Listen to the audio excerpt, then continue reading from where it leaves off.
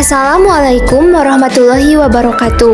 Di video kali ini kami akan menjelaskan tentang Kerajaan Galuh, dimulai dari asal-usul, kehidupan ekonomi, pemerintahan politik, sosial, budaya, dan peninggalan. Langsung saja yuk kita simak pembahasannya. Assalamualaikum warahmatullahi wabarakatuh. Perkenalkan, saya Jiri Kosaktia Dibona dari kelas 10 IPS 4. Di sini saya akan mempresentasikan asal-usul dari Kerajaan Galuh Ciamis. Kerajaan Galuh Ciamis adalah kerajaan Hindu-Buddha di Jawa yang lokasinya tertera antara Sungai Citarum dan Sungai Cisarayu.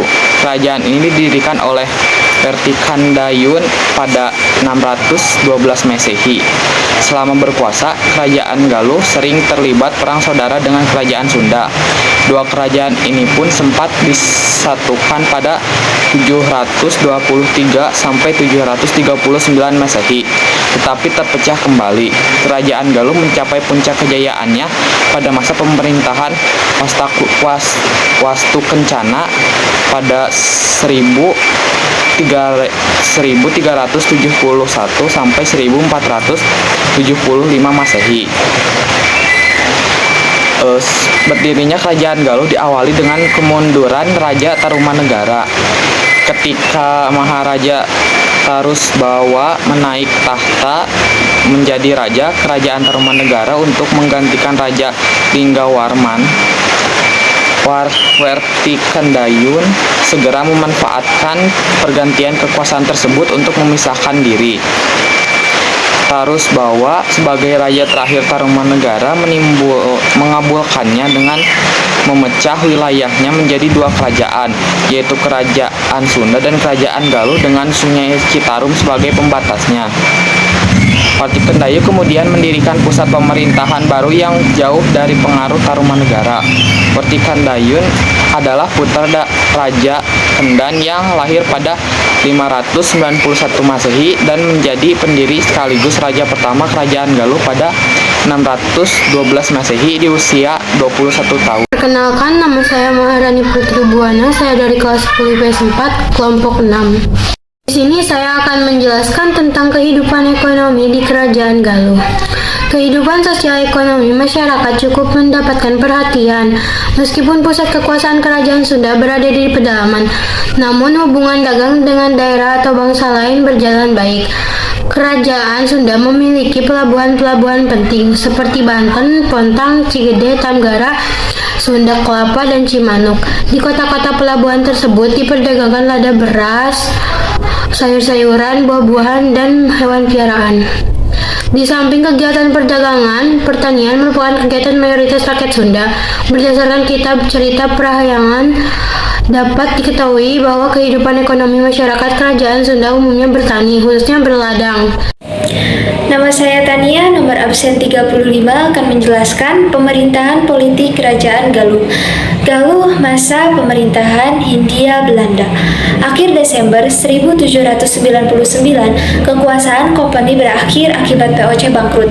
Kekuasaan di Nusantara diambil alih oleh pemerintah Hindia Belanda yang dimulai oleh pemerintahan Gubernur Jenderal H.W. Dendel 1808 sampai dengan 1811. Di bawah pemerintahan Hindia Belanda, Galuh tetap berada dalam wilayah administratif Cirebon. Pada akhir masa pemerintahan Dandas, Bupati Imbanagara, Surapraja meninggal 1811. Bupati Imbanagara selanjutnya dijabat oleh Jayapati Kertanegara, merangkap sebagai Bupati Cibatu. Setelah pensiun, ia digantikan oleh Tumenggung Natanegara. Penggantinya adalah Pangeran Sutajaya asal Cirebon. Oleh karena selalu berselisih paham dengan patihnya, Pangeran Sutajaya kembali ke Cirebon. Jabatan Bupati Imbanagara kembali dipegang oleh putra Galuh, yaitu Wiradikusuma, dan nama kabupaten ditetapkan menjadi Kabupaten Galuh. Pada masa pemerintahan Bupati Galuh berikutnya, yaitu Adipati Adikusuma 1819 sampai dengan 1839, putra Bupati Wiradikusuma, Kawali dan Panjalu dimasukkan ke dalam wilayah Kabupaten Galuh. Bupati Adipati Adikusuma menikah dengan Putri Jayapati Bupati Cibatu. Dari perkawinan itu kemudian lahir seorang anak laki-laki bernama Kusuma Dinata. Ia kemudian menggantikan ayahnya menjadi Bupati Galuh 1839 sampai dengan 1886 dengan gelar Tumenggung Kusumadinata. Selanjutnya ia berganti nama menjadi Raden Adipati Aridia Kusumadiningrat. Ia adalah Bupati Galuh terkemuka yang dikenal dengan julukan Kangjeng Prebu. Sejak tahun 1853, Bupati R.A.A. Kusumadiningrat tinggal di Keraton Selagangga yang dilengkapi oleh sebuah masjid dan kolam air mancur. Tahun 1872, di halaman keraton dibangun tempat pemandian yang disebut Jamban Sari. Pemandian itu sering digunakan oleh warga masyarakat dengan maksud ngalap berkah dari Kangjeng Prebu. Antara tahun 1859 sampai dengan 1877 dibangun beberapa gedung di pusat kota Kabupaten Ciamis. Gedung-gedung dimaksud adalah gedung kabupaten yang cukup megah di lokasi gedung DRPD sekarang. Perkenalkan, nama saya Naomi. Di sini saya akan bacakan kehidupan sosial di Kerajaan Galuh. Berdasarkan kitab Sangyang Siksa Kandang Karesian, kehidupan sosial masyarakat Kerajaan Galuh dapat dibagi menjadi beberapa kelompok, antara lain sebagai berikut. 1. Kelompok rohani dan cendekiawan. Kelompok rohani dan cendekiawan adalah kelompok masyarakat yang punya kemampuan di bidang tertentu. Misalnya Brahmana yang mengetahui berbagai macam mantra, Pratanda yang mengetahui berbagai macam tingkat dan kehidupan keagamaan, dan Janggan yang mengetahui berbagai macam pemujaan, Memen yang mengetahui berbagai macam cerita, para guna mengetahui berbagai macam lagu atau nyanyian, dan Prepatun yang memiliki berbagai macam cerita pantun. Kedua, kelompok aparat pemerintah. Kelompok masyarakat sebagai alat pemerintah atau negara, misalnya Bhayangkara bertugas menjaga keamanan, prajurit atau tentara, hulu jurit atau kepala prajurit. Ketiga, kelompok ekonomi. Kelompok ekonomi adalah orang-orang yang melakukan kegiatan ekonomi, misalnya juru lukis atau pelukis, pandemas atau perajin emas, pandedang, pembuat perabot rumah tangga, pesawan atau petani, dan palika atau nelayan. Kenalkan, nama saya Nafis Rami Musadi. Di sini saya ingin menjelaskan budaya Kerajaan Galuh. Komplek Astana Gede Kawali. Terdapat beberapa peninggalan raja Kerajaan Galuh berupa batu prasasti yang dikenal. Ada 6 prasasti yang ada di situs tersebut. Prasasti ini memiliki tulisan Sunda kuno. Bahkan ada juga cetakan telapak tangan dan kaki salah seorang raja Galuh, yakni Prabu Niskala Wastu Kencana. Ada juga batu tempat penobatan para raja Galuh di Kawali. Konon raja terakhir yang dinobatkan di tempat tersebut adalah Prabu Siliwangi sewaktu menerima tahta Kerajaan Galuh Pakuan pada tahun 1482. Selain prasasti, ada juga batu tempat disembayangkan Abu Jasad Putri Diah Pitaloka, Dewi Citra Resmi, dan Premeswati serta Prabu Lingga Buana yang gugur pada Palagan Bubat sekitar tahun 1357. Warisan budaya. Falsafal pake nagawe rahayu pakeun heubeuh jaya di buana, yang berarti membiasakan diri berbuat kebaikan agar lama berjaya di dunia, serta mahayunan ayu kadatuan yang berarti menghadapi pembangunan untuk kebahagiaan daerah. Kedua, falsafal tersebut diambil dari prasasti yang ada di Astana Gede Kawali. Ronggeng Gunung. Ronggeng Gunung merupakan tarian yang diyakini telah ada sejak Kerajaan Galuh. Ronggeng Gunung merupakan satu jenis kesenian tradisional yang pemain utama merupakan penari atau ronggeng. Peralatan yang mengiringi musik ronggeng gunung terdiri dari 3 buah ketuk, gong, dan kendang. Nama saya adalah Melinda, nomor absen 9, kelompok ke-6. Di sini saya akan menjelaskan peninggalan Kerajaan Galuh. 1. Prasasti Galuh. Prasasti Galuh juga termasuk ke dalam salah satu prasasti peninggalan Kerajaan Galuh. Prasasti Galuh saat ini disimpan dan dijaga keberadaannya di Museum Nasional dengan nomor inventaris D29. Prasasti Galuh sendiri dipahatkan atau dituliskan pada sebongkah batu kali yang berbentuk alami yang memiliki ukuran tinggi sekitar 51 cm. Prasasti Galuh dapat kita lihat terdiri dari 3 baris tulisan beraksara dan juga berbahasa Sunda kuno, tanpa adanya sebuah pertanggalan. Akan tetapi, dari model serta bentuk aksaranya, prasasti ini diperkirakan berasal dari seputar abad 14 sampai 15 Masehi. Batu yang merupakan bagian terdapat awal tulisan kondisinya telah patah, sehingga separuh aksaranya hilang. Transkripsi singkat pada prasasti ini dilaksanakan oleh J.L.A. Brandes. Isi dari prasasti ini benar-benar ringkas dan singkat, dan juga sebagai candrang skala pertanggalan yang disusun dengan kalimat yang memiliki kandungan nilai angka khusus, yakni wa, ra, buta, mahisa, hire. Lebarnya sekitar 33 cm dan tebal kisaran 4-19 cm. 2. Prasasti Rumatak. Prasasti Rumatak juga termasuk ke dalam daftar salah satu dari peninggalan Kerajaan Galuh. Lokasi penemuan prasasti ini berlokasi di Gunung Geger Hanjuang, Desa Rawanggirang, Singaparna, yakni pada tahun 1877 Masehi. Prasasti ini sekarang disimpan dan dirawat di Museum Nasional Indonesia dengan nomor inventaris D26. Prasasti ini dipahatkan atau dituliskan pada sebuah batu pipih yang memiliki ukuran 85 x 62 cm persegi.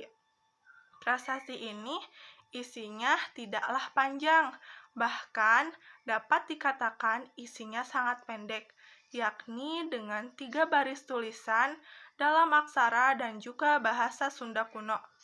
Penelusuran tentang prasasti Rumatak sendiri dilaksanakan oleh K.F.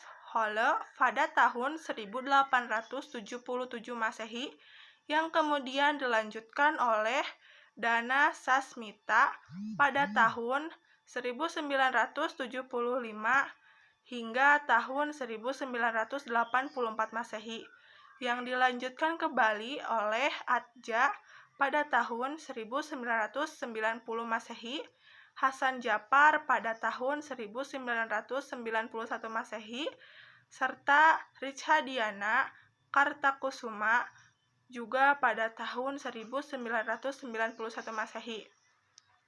Transkripsi dari tulisan tersebut ialah seperti berikut: Tra, Ba, I, Gune, Apuy, Na, Sta, Gomati, Sasakala Rumatak disusuk ku Batari Hyang pun. Arti dari tulisan itu ialah tentang pendirian pusat kerajaan nu nyusuk di Rumatak oleh Batara Hyang. Tinggal dari prasasti ini dituliskan dalam kalimat candra skala yang isinya berbunyi Gune, Apuy, Nasta, Gomati, yang oleh Saleh Dana Samita oleh Atja dikatakan memiliki nilai 1033 saka atau sama dengan 1111 Masehi. Pun sebaliknya, Hasan Japar membacanya menjadi Ba, Guna, Apuy, Diwa, yang disimpulkan sebagai 1333 saka atau sama dengan 1411 Masehi. 3. Prasasti Cikajang. Prasasti Cikajang merupakan salah satu prasasti peninggalan Kerajaan Galuh. Prasasti ini ditemukan di wilayah perkebunan teh di Cikajang di lereng barat daya Gunung Cikuray. Prasasti ini terdiri dari 3 baris tulisan dalam aksara dan juga bahasa Sunda kuno, yang aksaranya mirip dengan aksara pada prasasti Kawali Nurdwin 1988. Transkripsi dari tulisan itu ialah bagia K Nungaliwat J Nurdiun yang merupakan seorang pakar Sunda berkebangsaan Belanda meragukan keaslian dari prasasti ini. Beliau menyatakan bahwa kemungkinan besar prasasti ini dibikin oleh K.F. Holle dalam rencana menyambut kehadiran tamunya saat itu, H.N. van der Tuk, yang melakukan kunjungan ke perkebunan teh K.F. Holle di kawasan Waspada di daerah Garut, tepatnya pada tahun 1870-an. 4. Prasasti Wandiwunga. Prasasti Wandiwunga merupakan salah satu prasasti peninggalan Kerajaan Galuh. Prasasti ini sendiri dituliskan pada sebongkah batu yang pertama kali ditemukan di Desa Cipadung, Kecamatan Cisaga, Ciamis, yakni pada tahun 1985 Masehi. Saat ini, prasasti ini disimpan dan dijaga keberadaannya di Museum Negeri Sri Baduga di Bandung, Jawa Barat.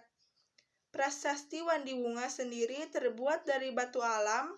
Pada sisi atas, prasasti ini sendiri dalam kondisi patah dan juga ukuran yang ada saat ini setelah patah ialah 70 cm, lebar dengan kisaran 14-26 cm, serta tebal kisaran 4-10 cm. Prasasti Wandiwunga untuk pertama kalinya diinformasikan oleh Dirman Surahmat dalam forum seminar sejarah nasional 4 di Yogyakarta, yaitu pada tahun 1985 Masehi. Akan tetapi, transkripsi serta ulasannya belum sempurna. Selanjutnya, prasasti ini kemudian ditranskripsi kembali oleh Rahdiana Kusuma, yakni pada tahun 1991 Masehi. Hasil transkripsinya dikatakan secara langsung ke pihak museum setempat.